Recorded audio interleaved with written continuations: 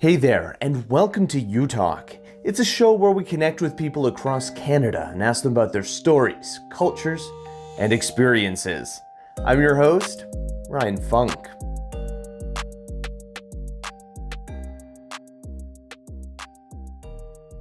In 1987, Manitoba passed the Human Rights Code, protecting individuals from discrimination based on sexual orientation. This prompted the first Pride March in Winnipeg. And it wasn't until 2004 that Manitoba became the fifth province in Canada to legalize same-sex marriage.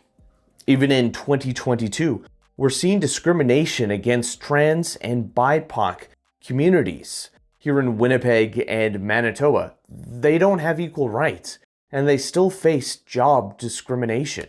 Come on a journey with me. Let's learn more about Pride from Winnipeg Pride and get some insight into gender identity with the Rainbow Resource Center. Let's get into it.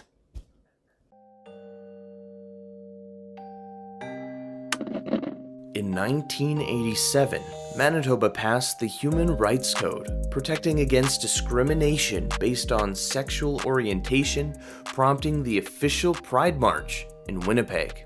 35 years later, Winnipeg Pride has grown to include communities of diverse sexualities, gender identities, and relationships. Although society has developed tremendously since the first Pride event, we must continue to fight for the rights of all generations to come. So my name is Barry Karlenzig, and I am the president and chair of Pride Winnipeg. I started with Pride 10 years ago, actually the first week of April, so this is my 10-year anniversary with the organization as well.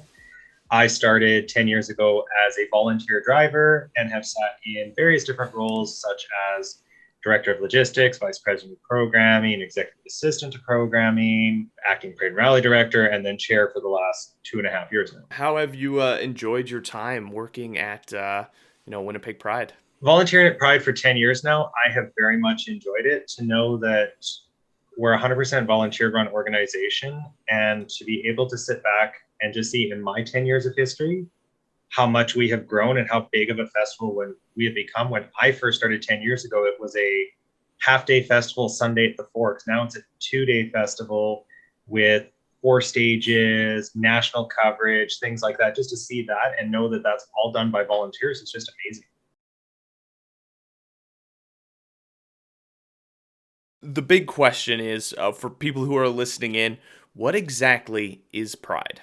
In Winnipeg, and across the community, Pride is, and always has been, it has been the march for rights. So going back to 87, when the very first protest started in Winnipeg, there were individuals walking down Portage Avenue with bags over their heads because they were loud and proud, but at that time they could have been fired for who they were. And as that has happened, we've also, a great example, this year we just found out it's actually it's the 20-year anniversary of the Pride flag being raised in Winnipeg at City Hall. We've been around 35 years. It took 15 years for the city to feel comfortable enough to recognize Pride for truly what it is, and it has been growing as diversity. To this day, individuals look at it and say, well, it's just a giant party. No, it is still a protest. It is still a march for rights. Not everyone in the alphabet, as we call it, has equal rights yet. Back in the 80s and the 90s till now, a lot of the L and the G, as my predecessor always said, the L and the G have very great representation over the years. It's now up to those who recognize under those letters to bring up the rest of the letters of the acronym to make sure there's equal rights for all, for the next generation and the next generation after that. We have to keep fighting for the rights of all, because what we're seeing coming out of the United States is a removal of rights and recognitions for a group of people, and them being demonized and ostracized within their communities just for who they are. Even in Manitoba, rights, we're not perfect. Pride Winnipeg is not perfect by all means, shape, or form. We grow every year, and as an organization, we're going to make mistakes. We're going to stumble. We've been around for 35 years, so as I say, we've been doing something right, but we constantly, day over day over day, we're going to make mistakes, and it's how we work as a community to make sure that doesn't happen again and how we grow and learn from it.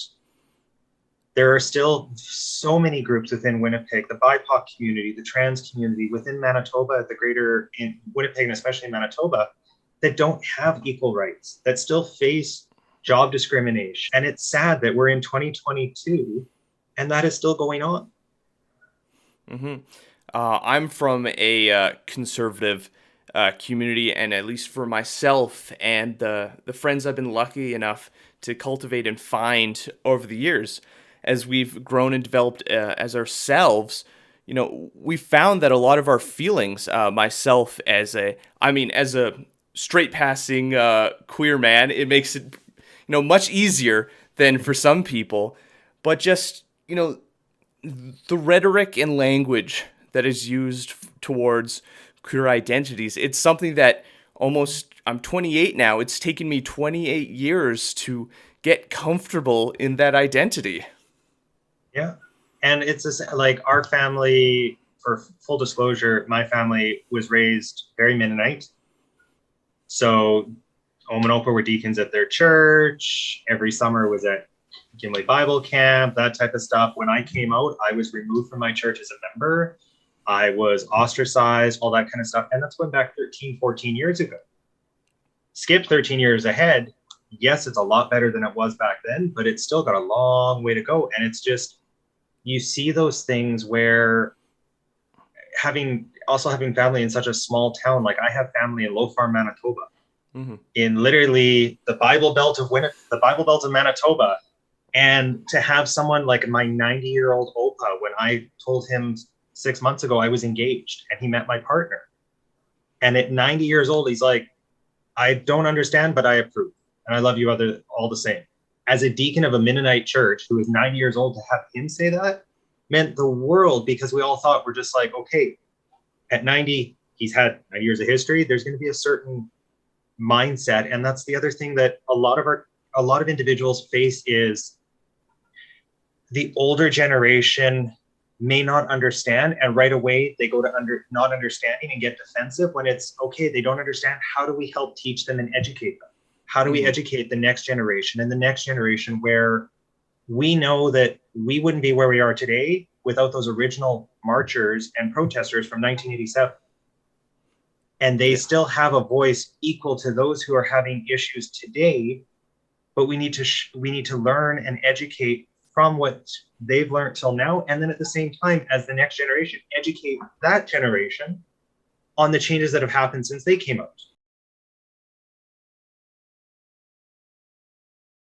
How would you say, if someone is dealing with either their sexuality or identity, maybe they have some conservative family, maybe they've moved from a country where, those rights and conversations haven't started at all, where would you say they can start to have that conversation with family and friends?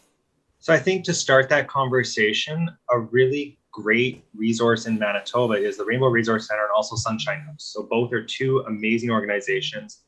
Rainbow Resource Center has a group, and it's a group of individuals who have immigrated here, who identify as part of the community, and either their family knows, their family doesn't know, but how they work together to help explain to the family or have those discussions.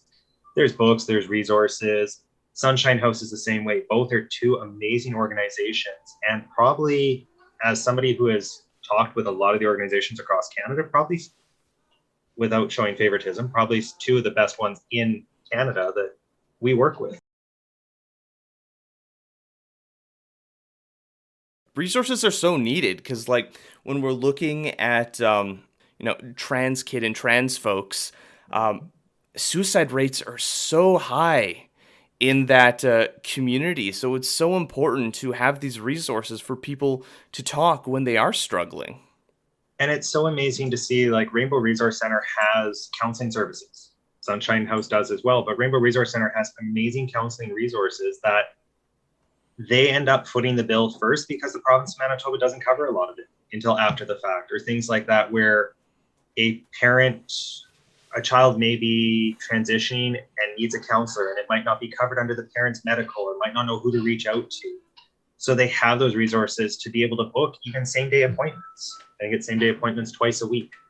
So that's something to really, it's great to see, and it's something that not everyone knows. I know a lot of the GSAs in the schools know about it, but those individual students who might not feel comfortable enough to go to the GSA and know who to reach out to, you have that same question. It's like, how do we educate so that should anyone have any questions or any concern coming out to their family or identity crises, things like that, we need that resource book for someone to feel comfortable with that they can go look at without being judged. Or if they don't feel comfortable going into a GSA, they can walk into the counselor's office, or there's resources online. More people go online nowadays.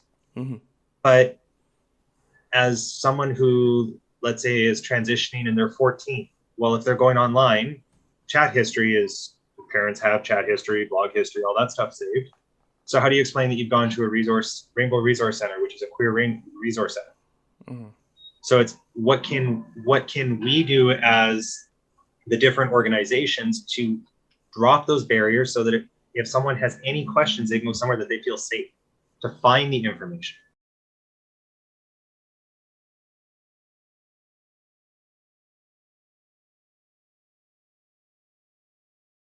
I know you've mentioned a little bit of how the language differs between the United States and here in Canada, specifically around like transgender versus trans identity. When also looking at Pride Winnipeg's website, it also talks about GSRD, gender, sexual, and relationship diverse. I guess just what has been the evolution of language when we're talking about the diverse community, the diverse rainbow community, because I know a lot of people hear like LGBTQ, 2S LGBTQ plus.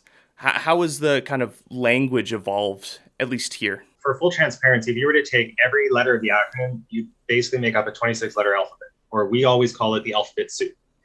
So my predecessor back in 2017 was part of a focus group with the federal government as to how do we create a new acronym so everyone has equal representation within the acronym. So there was surveys done, things like that, and it came up as GS, gender, sexual, diverse. That came to Winnipeg. At the time, we were working with Poly Manitoba, and they said, well, the poly groups and the poly identified individuals do not fit under either one of those letters, so we think there should be an R for relationship. Now we're working with Two-Spirit Manitoba and Two-Spirit Mischief, where the question has been, well, those 4 letters don't represent us. Well, okay, what does, or what acronym? So starting back at the beginning to avoid building that 26-letter alphabet soup, because sadly, there are 8 different ways. If you go to 8 different websites in Manitoba that are all queer businesses, they're going to have 8 different versions of the acronym. There is no set. We refer to it as the 2S LGBTQ plus, but other individuals refer to it as also 2S LGBTQIA plus asterisks.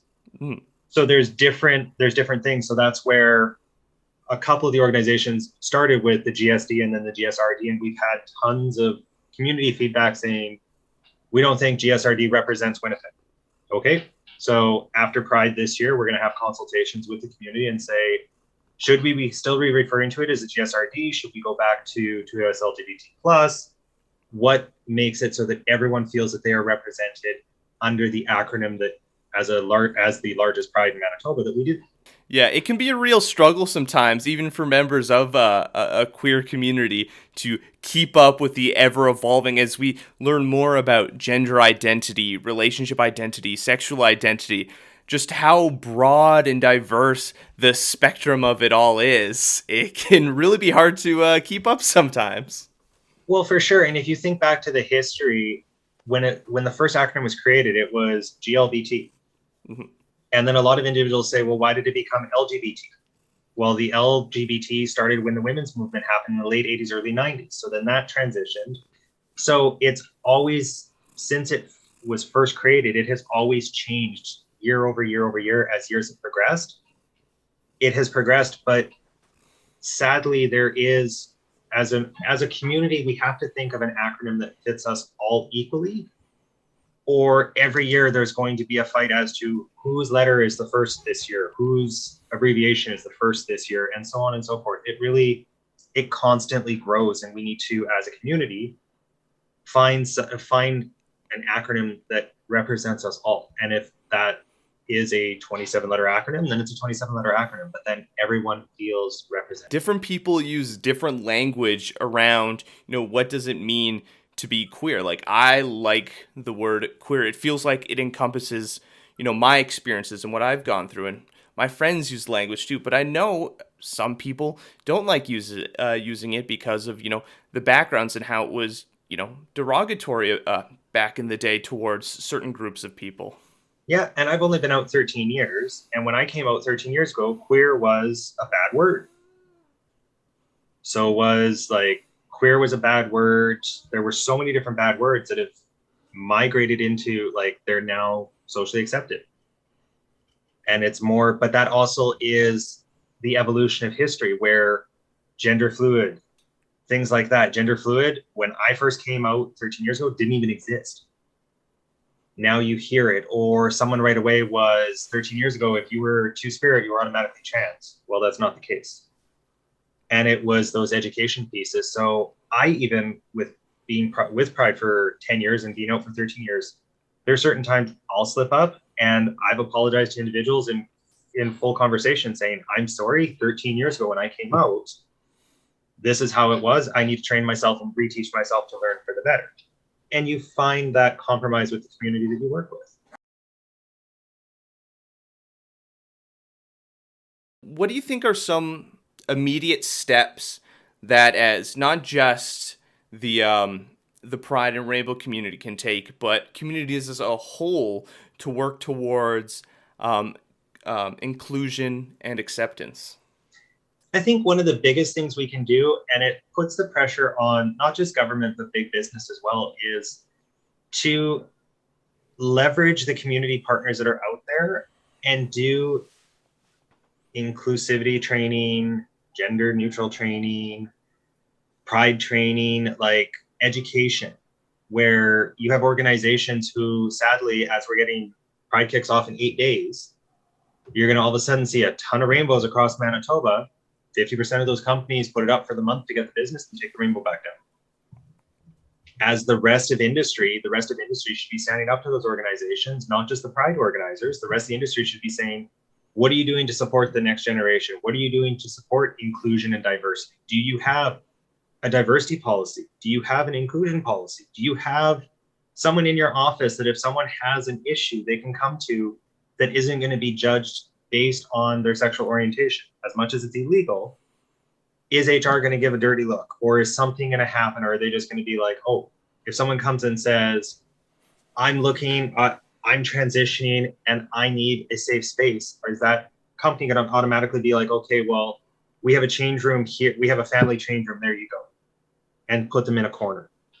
Are you going to educate your team? Are you going to educate your staff? Are you going to educate the community? And it all starts with the bigger businesses that the community leaders work with, and sadly the ones that, I hate to say it in industry, but as we all know, money makes the world turn around. So it's up to those industry leaders, and we see a lot of those industry leaders that we work with Pride who have put their money where their mouth is, but also put diversity and inclusion as a number one thing. We've seen it this year with Fierte Canada Pride. We've seen it throughout the year, where we see companies this year that have never been parts of Prides over the years, and all of a sudden they're just like, well, we want to be part of Pride.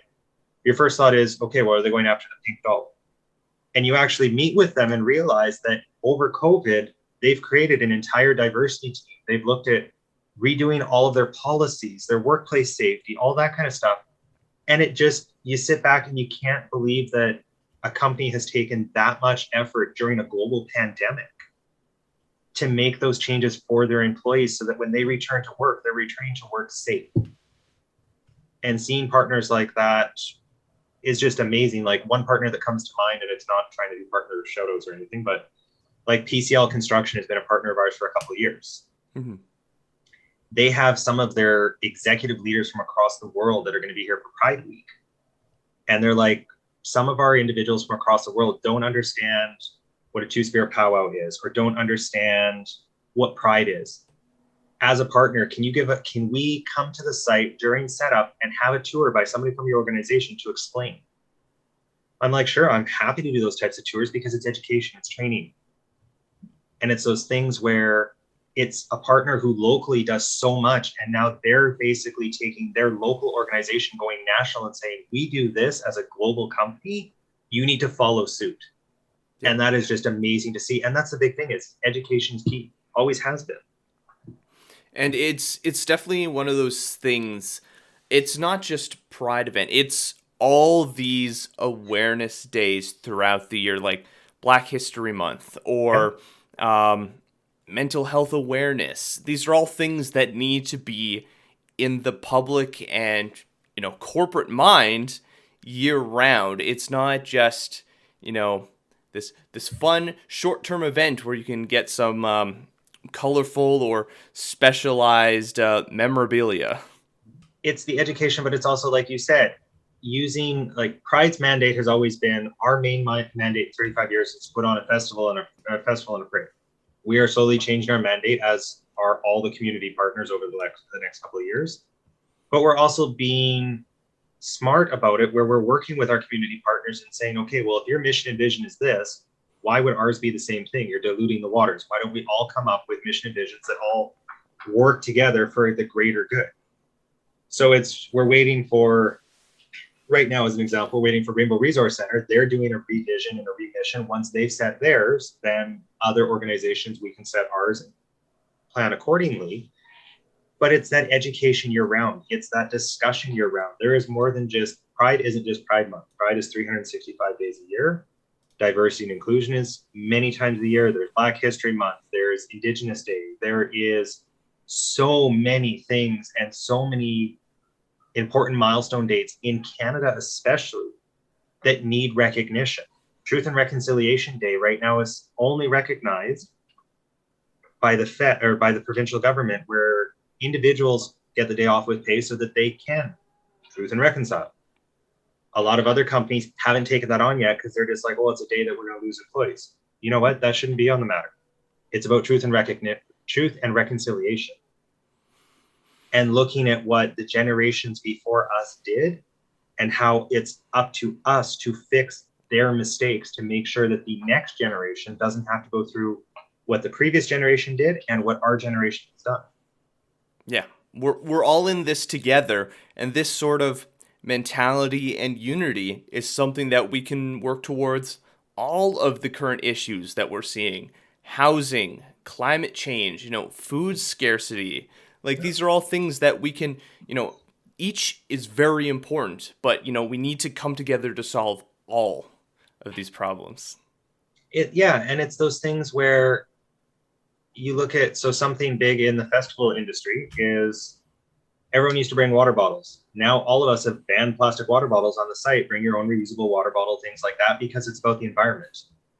It's leveraging those bigger groups or bigger events to also educate, not just on the Pride movement and the political movement, but also educate on environmental sustainability, accessibility. Like, there's so many different pieces, and I think back to, more companies now are doing pronouns on their signatures. Mm-hmm. And a lot of people are like, oh, well, the pronouns on signatures got started by the queer community. I'm like, no, we just helped for it. We pushed it along. But it got started on various different things. And then it's like, you have to explain to someone, they're just like, well, is it just because someone identifies as this? I'm like, no. I said, I've used this as an example in my day job, and I've had to, where you have someone who has the name Robin. Well, you don't know, when you're talking to Robin, automatically how Robin identifies. Mm-hmm. If Robin puts their pronouns on their signature, you do. Social acceptance in the business world always used to be that you would always put in a letter, Mr., Miss, so-and-so. Now, the Mr. and Miss is completely taken out. You refer to the individual as their first name. 10 years ago, that was against business regulations and rules, and it looked unprofessional. Now it's the most professional way to do it. And it's those small little things that, again, education, and there's so much to learn day in and day out. And it's just an evolution of etiquette and how you perceive and treat people. Yeah, and it's also like, you don't walk up to somebody and say, "Hi, I'm so and so. What's your pronouns?" It's like, "No, hi, I'm Barry. My pronouns are he, him," because some people don't identify with pronouns. We have an individual on our board who does not identify with pronouns, and that is their choice. Mm-hmm. They have said that, and then people right away are just like, "Well, you have to have a pronoun." You don't have to have a pronoun. You don't have to have anything. No. And again, it's that education. It's that as we're evolving, there's also going to be stumbling blocks. And someone's like, "Well, we've evolved for this, so everybody should do it." No, it's the same thing as employers being like, "Okay, everybody has to put pronouns on their signatures now." Nope, you're taking what is a great idea and completely shooting it out the window. Yeah, well, I identify as a progressive, and the whole point of the progressive movement is to progress forward, to change. When something, you work towards something, and then at that point you can work towards the next thing and the next thing and the next thing. Mm-hmm. There's never a stagnant spot where you're like, we're good, we've solved all the problems, don't bring it up anymore. Yeah, and it's like every year, every week, every month, there is always going to be something. And that's where, sadly, a lot of individuals also need to realize, as the movements grow and as education grows and diversity grows, it goes back to that saying is, you're not going to please everybody. You're not going to make everyone happy. And that's hard for some people to understand sometimes, where when I came out, I lost one of my aunts. One of my aunts hasn't talked to me in 13 years since I came out. And people are like, "Well, does it bother you?" I said, it did when it first happened. But now it's like, you know what? They're lost. Mm-hmm. And sadly, it's those things where it's also, we have to realize that when some people come out, they lose their entire family. Their entire family will ostracize them. So how do we as a community build that person up? Because like you said, the high suicide rates, there's so many things there. So you look at Club 200 at Thanksgiving, we'll do a Thanksgiving dinner for everyone. And you turn in and I've been single, I've gone with individuals and friends and things like that. And we've had individuals that have immigrated from Canada or immigrated here. They're like, "I have nowhere to go for Thanksgiving." It's like, great, come to Club 200, let's have turkey. And you build your pride family, you build your drag family. I'm part of the drag group. So it's like, you build your pride family, your drag family, where you have more than one family. And it's okay to have more than one family. You have a support system. And there's so many people in our community that don't have that support system, that we need to be there to help them. And that's a major thing.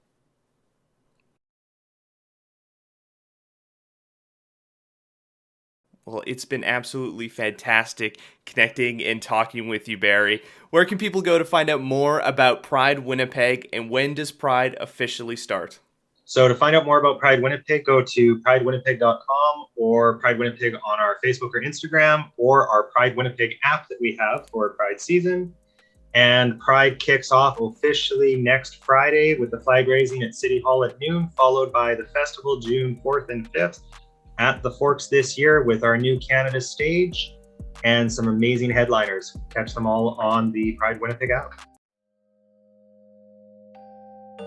Hey there, and welcome to You Talk. We connect with extraordinary people across Canada and ask them about their stories, passions, and experiences.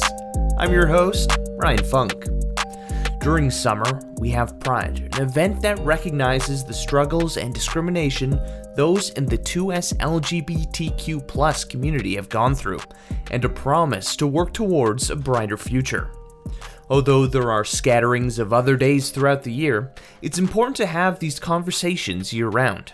Let's sit down with Brie Giesbrecht from the Rainbow Resource Center to navigate the conversation of gender identity, pronouns, and to share services available for individuals and families. So my name is Brie Giesbrecht. My pronouns are they, them, and I am the Training and Education Coordinator at Rainbow Resource Center. It's so awesome that you're chatting with me about this, because just myself dealing with identity issues and like sexual orientation, and for many people, like it's such a challenge. Like, even though it's 2021 heading on to 2022, there's still so many issues out there in terms of the rainbow community. So I guess let's just start with, we had Pride back in summer. there are several awareness days throughout the year. But do you feel we should be talking about, the issues that are surrounding queer individuals more? It very much is a topic that is relevant because to us LGBTQ plus folks exist every day of the year. And that's not to say we need to be having, pride parades and events and remembrance days every single day. But just because we aren't talking about it doesn't mean those folks don't exist, and doesn't mean that those folks aren't facing discrimination and harassment. And so it really is relevant all the time. And just because, pride ends doesn't mean those folks cease to exist. So it is relevant 365 days of the year. As we've seen in the media with Dave Chappelle and his take on the Netflix special for transgender folks, it can be dangerous for people when, these stigmas, misunderstanding, and straight up bigotry is just kind of pushed out into the mainstream and not addressed. I mean, in any population, when it's large enough, of course there are bad apples in it, but it doesn't represent the community as a whole, as we've seen in general, just the generalization of any minority community out there. Totally, yeah. And the fact, too, is that, it's always the issue about trans women in bathrooms, and this view that it's these are just men who are wearing dresses so that they can prey on women. But the reality is actual trans women, that is the last thing on their mind. They are the ones that are afraid to be in the bathroom a lot of the time. They're the ones that are, worried about if they're going to be accepted or if they're going to be called out and be told this is the women's room. They're the ones that are at risk. And you know what? Yeah, I'm sure it has happened that there was a cisgender man who, was being creepy, but that doesn't change the fact that it's trans women who are at a significantly higher risk of violence. And so to put blame on them is just so ridiculous. Cruel. It's ridiculous. Yeah, it is ridiculous. It's the exact opposite of what the reality is. For the folks who are maybe unaware of what the whole rainbow community is, what can you just explain? What is LGBTQ plus? I know there's some other ones in there that I missed. Rainbow Resource Center uses the acronym 2S LGBTQ plus. The 2S standing for Two-Spirit, which is an Indigenous identity. It's placed at the front of our acronym, or the acronym we use, just to have it as a place of honor, to recognize that Two-Spirit folks and Indigenous folks have experienced a disproportionately large amount of violence. So we have 2S LGBTQ plus, L standing for lesbian, G standing for gay, B for bisexual, T for transgender, and then Q stands for queer and questioning. And then that plus is just really a symbol to recognize that there are so many other identities that exist within the community, quite literally thousands of labels. And, if our acronym included all of them, it would be going on for way too long. And people already make fun of it as it is. So at some point it has to stop. And so that plus is really just an important symbol, and it's a really important thing to include, to recognize that, the community doesn't end after that Q. It continues going. We just, you run out of room in an acronym at some point. Yeah. I know, you hear that out in the street. They're like, oh, why do you need such a large acronym? It's well, we're trying to be inclusive. Some people call it the alphabet community. Yeah. Yeah, and I mean, in terms of documentation, it can be annoying, when you're writing it out, but I understand the significance of it, especially for Two-Spirit folks and the significance that has had in Indigenous communities as a whole. It's just kind of recognizing it and honoring it in a way that doesn't just kind of throw the name at the end of the acronym, but kind of put it at the front. And, there's so many different versions of the acronym. There's no one correct one. Rainbow Resource Center uses 2S LGBTQ plus, just so that we're all on the same page and all using the same one. But of course, you're going to find other ones. There's lots that include the I and the A for intersex folks and agender or asexual folks. So there's not really a correct answer so much as just one that we all use and have adopted. For someone who's maybe questioning their own identity, or maybe they have a family member that they're like, maybe that. How do you approach someone when you think maybe they could be part of this community? I think the biggest thing would be if they don't feel comfortable telling you, then don't push it. There's no reason to ask somebody what their identity is. And if somebody tells you, just kind of trust it. If they aren't telling you for some reason, it's maybe more of a reflection of you. And it's something that you should reflect on if you're like, I wonder if this person is gay. First of all, if you're wondering that, it's probably based off of stereotypes, not based off of what a person's actually telling you. Because if somebody says, no, I am not gay, and you're like, you seem kind of gay, you're doing that based off of stereotypes because you're certainly not listening to the words the person is saying. But that said, there are folks who don't necessarily feel comfortable coming out.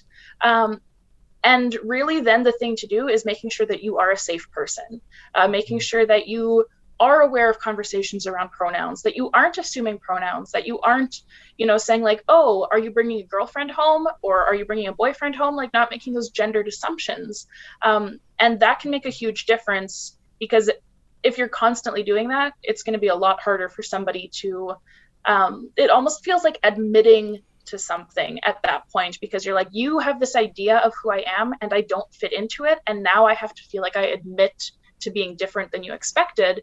Whereas if you're interacting with folks with a very like neutral, not making assumptions, not kind of using these terms, it's going to make it easier for a person to come out and to share that with you on a neutral level than when they're feeling like they have to work against an idea you already have.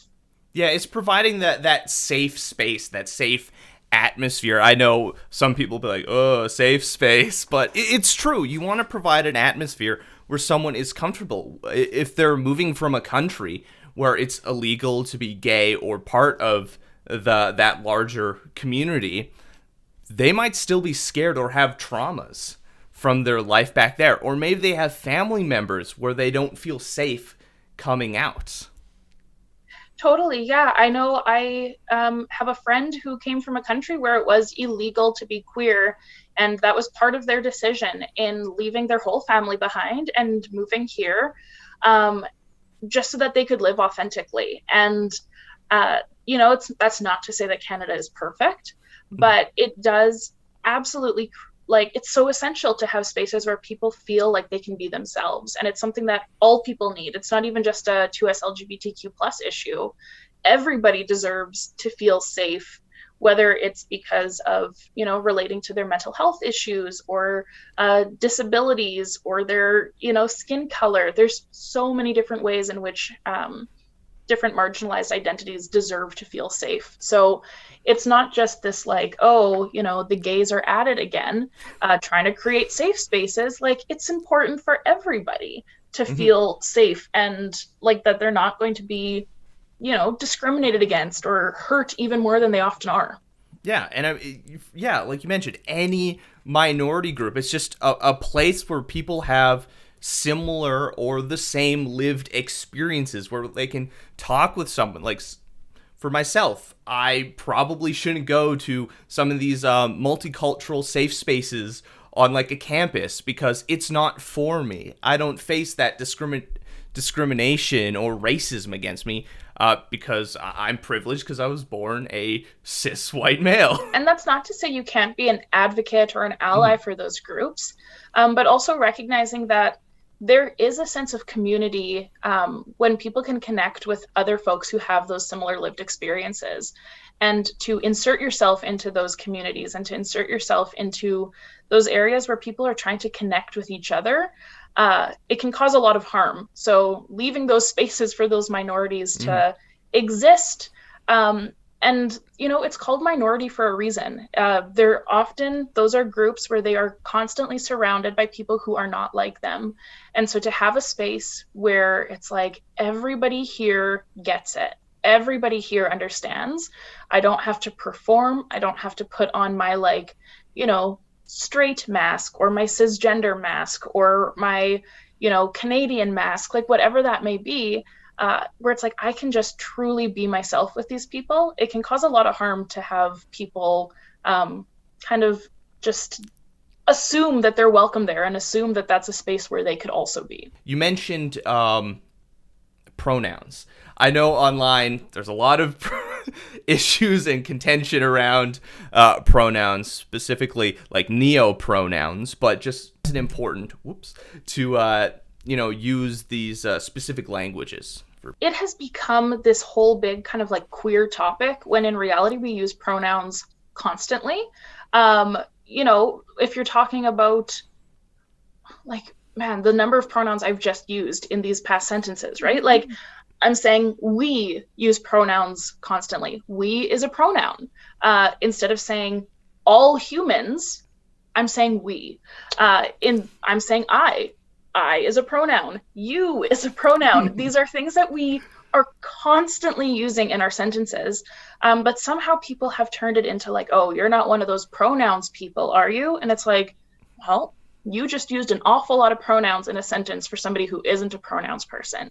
But really where it becomes relevant within the 2S LGBTQ plus community in particular is this idea that the pronouns she and he, so like she, her pronouns, he, him pronouns, they have gender assigned to them. There is an assumption of gender. So she, her pronouns are typically more associated with women. He, him pronouns are typically more associated with men. For folks where their gender identity exists outside of those two very constrictive categories, they maybe don't want their pronouns to just kind of automatically associate them with one of these groups. Because, like, I mean, I could get into gender stuff all day long. But when you really think about it, like, if someone was to ask you, how do you know you're a man? Or how do you know you're a woman? It's a hard thing to answer, right? Like, it's like, I don't know. I just know it. It's just a feeling. There's no real like, well, I had this epiphany at the age of 7 that like, yep, I'm a boy. Like, for the most part, people don't have that idea. It's just like, oh, I don't know. It's just always, it's always been there. It's always been there. There's something about it. It wasn't that set moment. Like online where it's like, oh, this thing happened and then my son turned gay. Totally. Yeah. And it's like, it's just who people are. And in the same way that for myself as a non-binary individual, like, I don't know how to describe the fact that I'm non-binary. If someone says, how do you know you're non-binary? I'm like, I just know. Like, there's no way to describe it. It just is like, this is just my existence. Yeah. And so for folks who have that like really strong sense that they're like, I don't want people to see me as a woman, I don't want people to see me as a man, to have gender neutral pronouns makes a world of a difference. And it feels so much more validating to be like, oh, the language somebody's using for me is not making an assumption that my gender identity is that of a woman or is that of a man just because of the body I was born into, because those are totally separate things. So it does absolutely cause a lot of contention on the internet. They, them pronouns, the most common kind of rebuttal, I guess, to using they, them pronouns is that like, oh, it's a plural pronoun, like the grammar's incorrect. But first of all, that's just wrong. If you want a fun little like history English nerd fact, Shakespeare actually used they, them pronouns in the singular. So this is like 1400s. So like, it's not a new concept. And we use like they, them as singular pronouns all the time. If I would say, I have a friend coming over later, you would say, what time will they be there? You're not going to say, what time is he or she going to be there? It sounds weird and clunky. Or if you see a wallet on a bus seat, you would say, oh, somebody forgot their wallet. You're assuming it's not a whole group of people. It's just one person's wallet, but you're using gender neutral pronouns. And so it's common in our language.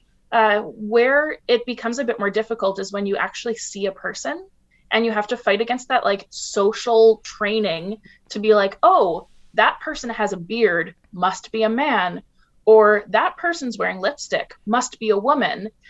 Because we really make these assumptions and we try to categorize people and we try to like fit them into these sets of pronouns just based off of what they look like. And so that's where it gets harder to use gender neutral pronouns, because we really like sorting people Yep. into she, her, or he, him pronouns. We like it. And like it happens for me too, where I see somebody who I'm not even having a conversation with. Like I maybe just pass somebody, at the grocery store, and I'm like, whoa, I can't tell if they're a woman or a man. And then I have to remind myself, like, wow, like I wouldn't have been able to tell no matter what. But there is this sense of discomfort where you're like, I wouldn't know how to talk about you. But the reality is we wouldn't know how to talk about anybody. And so it really is breaking down those assumptions we have as well. I've been rambling for a long time about pronouns because I'm excited about them. I didn't even talk about neo pronouns at all. Well, I think pronouns are important. It's kind of moving away from those assumptions. Since being on TikTok, there are individuals that I would assume would be one gender, but they aren't. And it's those assumptions that can really hurt people. Totally. And I think the difference too between the way a person looks and the way they identify makes such a huge difference, because I know I've caught myself as well if I'm feeling uncomfortable asking somebody about their pronouns, because of course that's best practice, is to ask somebody their pronouns. But for instance, I went to a new chiropractor, and this was like what I perceived as a middle-aged man. And I'm like, of course he's going to use he, him pronouns. Like, what is the point of asking? It's pretty safe to assume. But I kind of swallowed my pride and I asked what his pronouns were. And he said, oh, they are he, him. And I was like, okay, great. But then I realized that I'm like, whoa, I just looked at this person and I'm like, oh, it's safe to assume he uses he, him pronouns. But I'm fully aware of the fact that people look at me and they're like, oh, this person is wearing lipstick, is wearing a dress, like, definitely a woman, she, her pronouns. And that's not the case. Those aren't my pronouns. And so this idea that, like just because a person looks really feminine doesn't mean their pronouns are she, her. Just because a person looks really masculine doesn't mean their pronouns are they, them. I went on a date with one of my partners. They have a full beard, very masculine, use they, them pronouns. I was like, wearing a dress, wearing a full face of makeup, also they, them pronouns. Like, you just really can't assume. And the way a person chooses to express their gender and dress themselves and whatever it may look like doesn't indicate what their gender identity is either. Mm-hmm. And I think it's important to clarify, based on scientific studies and research, there is a separation between your sex, which is your chromosomes, your gender identity, which is how you identify in society, and then your gender expression is just how you express as yourself. It really is this idea that those three categories are totally connected in certain ways. Like a person being transgender, it has to do with the fact that their sex assigned at birth is different than their gender identity. So these concepts connect to each other and relate to each other. But it's super important to recognize the distinctions, because how do you validate and respect a person's gender identity if you're still thinking like, oh, well, the person, has these body parts, so must mean that they're a man.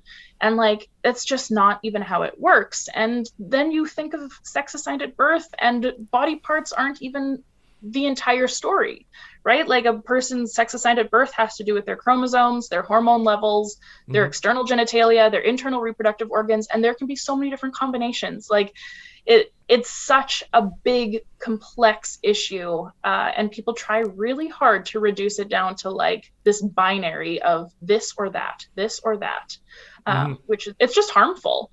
I think one of the most interesting aspects of the more that we delve into the aspect of gender identity, sexuality, all these different aspects that encompass the 2S LGBTQ+, is that at the end of the day, when you take away your primary and secondary sex characteristics, and you just have a person, you can't tell the difference. You take one brain out and you compare them, you look at brain scans, we're all the same. And a lot of it is based, hormones do have like a factor in it, but we're all the same. We all want the same things in life. We want,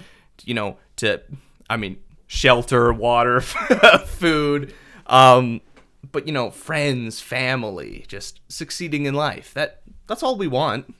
The reality too is that scientifically, biologically, all human bodies start out the same, right? Like that embryo, I don't remember all the biology There's terms, different terms, zygote, like, embryo, fetus, whatever it is. They all start out the same. There's no gender, there's no sex at that point, and it starts the same, and then it kind of splits and different things develop, and it isn't just a, this or that, male or female. There's other options that exist as well. There's intersex folks that have these different experiences than what we typically talk about. And the reality is too that, like, as much as we say, oh, sex assigned at birth is completely biological, well, there still is a level of like human decision, right? Like if we think of, okay, what are the typical male like testosterone levels? Well, if you fall below what some scientist said at some point, like, they create those ranges. So if you fall below that, now all of a sudden you're not a typical male. And like, well, somebody had to decide that. Somebody had to create a cutoff point, right? Like, you're a little bit above it, you're good to go. You're a little bit below it, you got it wrong. And like, somebody makes these decisions. Somebody makes decisions of, what body parts should look like and what is big enough to be considered this or too small. Like, these are human decisions. As much as it's biology, we're forcing people into categories by creating cutoff points. And it just isn't the way that, I don't know, I don't think it's the way that humans were meant to be. I don't think it's nature in general. Like, just look at algae. We want to be like, is it a plant? Is it an animal? It doesn't really fit in any category. It's its own thing. So, I mean, in terms of Western science, yes, we like to put things in boxes. In society, we like to have everything nicely organized, but life is chaotic. As much as it's nice to have some rhyme and reason and to have order to things, like, I'm a control freak. I love knowing where things belong. I love, being able to organize things. And I think to some extent that is a bit of human instinct of being like, hey, there are a lot of things I can't control, so I want to control what I can. But that's just not necessarily the reality of it. And even, my sister is pregnant, and my sister and my brother-in-law are arguing about whether or not, like, whether they want the baby to come early or come late. And it's one of those things where they're having these arguments of like, well, no, we don't want the baby to come early. And it's like, you have no control over it. As much as you would love to have control over it, like, it makes no difference what you want. You don't have to agree on it because, some of these things, it's just going to happen when it happens. And that's the reality with humans, is that you can't control a lot of things. And I think that's hard and it's scary, and people want to try to control what they can. But the reality is, whether you believe non-binary folks exist, or if you believe in the concept of non-binary folks, you don't get to determine that. Like, those people exist whether you agree that that's a real thing or not. It's real for them, and they're the one that determines it. So I don't know, trying to put these controls and labels and like gatekeeping, it's never going to work, and it's only going to make you miserable. And it can be a challenge for us. We are white and Canadian, so we have a very specific interpretation or understanding of this whole situation, which is completely different in different cultures and communities. Totally, yeah. And that's one of the things that I do make sure to mention and talk about, not super in depth, but when doing presentations, we talk about the impact of culture on these ideas of 2S LGBTQ plus folks. So for instance, Two-Spirit is a very cultural identity. It is only a term that Indigenous folks could use. And for a lot of people, there are different aspects of the culture that they're from and the culture they grew up in that really impacts their views on these things. So when I was working in Thailand, there's this whole community of folks. The term for them is Katoi. I have terrible Thai pronunciation, but hopefully that's close enough. But the English term they use in Thailand would be ladyboy. And here in our Western perspective, you're like, oh my God, what on earth? We can't call people ladyboys. That's horrible. And for us, it would be kind of like our Western equivalent of a trans woman. But for them, they don't use that language. They don't use that kind of thought process. There aren't options in Thailand for you to legally change your documents, to ever, legally change your sex or gender marker. I believe you can change your name, but they're like, your sex is your sex. This is what you are. And for me, going into that culture, I was like, this is horrible. This is so oppressive. But on the other hand, these are identities that are celebrated. Like, you see people who are visibly ladyboys just working at the makeup shop at the mall. Like, there's no amount of trying to hide it. There's no, like, you know, trying to pass or whatever, you know, like pass being like looking cis. It's just not part of their culture. It's like, no, like, you know, it's one of those ideas that I was told, oh, everybody has at least one ladyboy in their family, where it just is like, it's totally acceptable. And you use like a female name for them. You use, for the most part, they use like she, her pronouns. And that's totally accepted. But we often view these things from our Western perspective, and we're like, no, that's oppressive. Like, they need to be able to change their documents. And I'm not saying none of them would want to if they could. But it is this idea that it's like, they're probably more accepted and more like loved and celebrated than trans folks are in Canada. And so, like, okay, great, you can change your sex or gender marker legally in Canada, but what does that mean if you're being discriminated against? So it really is this idea that we often hold our kind of European, North American standards as the highest, as like the peak, and like, this is what people should work towards. You know, we are the like civilized, like, you know, enlightened folks, but that's just not the case.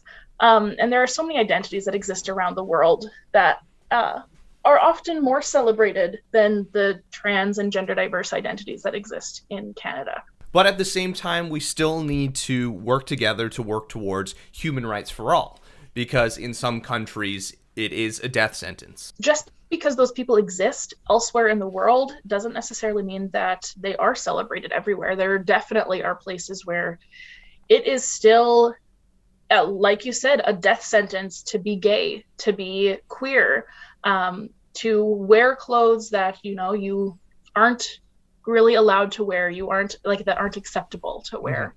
And these are definitely issues, and there is a certain amount of human rights that is relevant there, that is like, we can't be killing people because they're trans, whether you believe that or not. That's not acceptable as like a global, you know, initiative. We can't be allowing that. And so it becomes complicated very quickly. I have no problem, you know, calling out the harms of the communities that I'm from, and from like the religion that I grew up in. I have no problem, and I feel comfortable calling out the harms that are done in that regard. But when it comes to other minority, marginalized cultures, it becomes a lot more difficult, especially as a white person, to be like, hey, what you're doing is wrong. And they're like, well, who are you to decide that what we're doing is wrong? And it's like, okay, touche. That's a good point, because what is right or wrong? So, man, it gets blurred so fast, right? Like, who decides these things? How do you approach this when you see a culture where you're like, well, this, based on the UN, this is wrong? How do we approach this? How do we tackle this? How do we change minds? Because traditions are incredibly ingrained in people. I know for myself, it's really hard sometimes to get out of some of the mindsets or actions that I do that I was, you know, that were ingrained in me as a child. That's the thing too, is that so many of these beliefs are passed down from families, from our societies, from our cultures.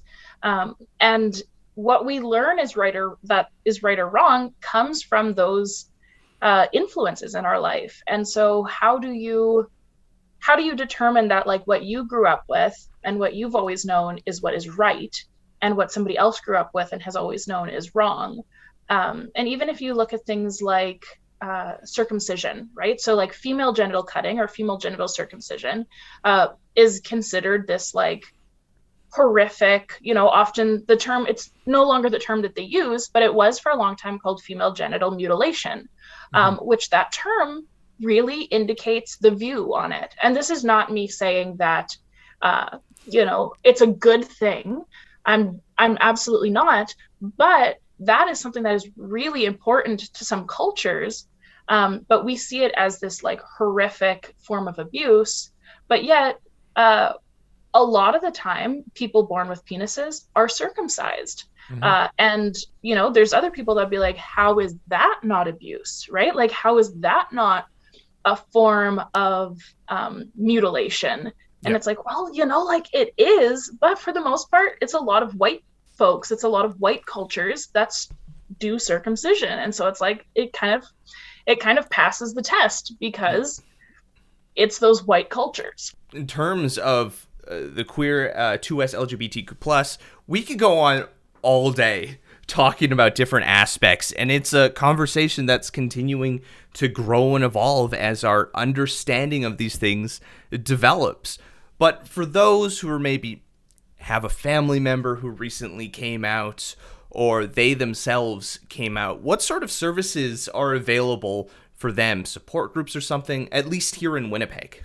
Obviously, I'm a little bit biased because I work at Rainbow Resource Center. Biased and also more knowledgeable, I suppose, of Rainbow Resource Center services. But the nice thing is that Rainbow Resource Center offers almost everything. So we do have a youth program for, I believe it's for folks up to 21. And so that is a great option. It's like, you know, there's tons of programming that they do. There's also an older adults program for 55 plus for folks, because that's a community where often it's hard to find other 2S LGBTQ plus folks that are over 55. So they have a lot of programming that they do as well. So those are kind of like our kind of like primary bread and butter. Yeah. We sometimes consider them like the pillars because it really kind of encapsulates those kind of two age ranges that often struggle to find community and don't necessarily have like workplaces or things like that where they can kind of connect with people. And so those are ones where we have like full funded programming. We do also have free short-term counseling. So often what our counselors do is we do a lot of gender counseling, kind of helping folks navigate those concepts of like, how the heck do you figure out if you are a man or a woman or something else? Also counseling for like family members, if maybe they had somebody come out, or, you know, if somebody is struggling with their parents not accepting them, like that kind of a thing. We also have a variety of social support groups. So there is one that I actually facilitate called The Den. It's for non-binary folks. But there's also one for trans folks, one for specifically trans masculine folks, a group for women, a group for men, a group for kids under the age of 12, a group for parents and family members of trans folks. So there's kind of a pretty wide range of support groups, and they aren't also just support groups. Like a lot of the groups also hang out and like just are a space to make friends and make other queer friends. And so that is one of the great things that Rainbow Resource Center offers. And all of those groups are led and facilitated by community members. So it's not like a staff member, you know, kind of hosting an event. It's very community based. We do also, in my position, I work because I'm the training and education coordinator. I do a lot of diversity and inclusion workshops. So working with schools and workplaces and hospitals, you know, a wide range of places to promote more understanding. So that's definitely an option as well. Like if you're like, hey, how do I get more involved? If you have a workplace or somewhere where you volunteer, you know, asking to do training, seeing if there is an option for that. Like it's a great way to promote a bit more understanding within your workplace or within your organization. And it doesn't necessarily require a lot of effort on your part, but it shows a willingness to, you know, help your workplace get better, help your workplace improve. So those are just some of the options. Rainbow Resource Center also has like a really cool queer library. It's like all queer books. And so that's a really fun place if you're a book nerd like I am. We also do hand out like safer sex supplies, harm reduction supplies, things like that. So it reaches a lot of folks in the community. Yeah, and I think it's just important to once again clarify that resources like these and conversations like this are incredibly important because, as we've seen from statistics, when individuals within this community don't have support, like their mental health just goes down, and like suicide rates are incredibly high for like young transgender folks. Yeah, totally. I know there's a stat that we often talk about when we're working with like youth serving organizations or things like that, because the statistic is that having one accepting adult in a young 2S LGBTQ plus person's life reduces their risk of suicide by 40%. So, and that's just having one person. So like literally having one teacher, having one parent, having one sibling, whoever it may be, but having one supportive person reduces their chance of suicide by 40%. So when we have these conversations, it literally is life-saving. Like that's not even a hyperbole. Like it absolutely is life-saving to have this awareness and to have people celebrated for who they are.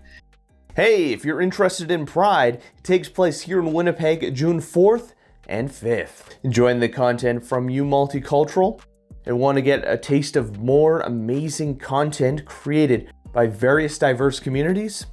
Make sure you head to our website at u-channel.ca. I'm Ryan Funk. This was You Talk. And have yourself a good one.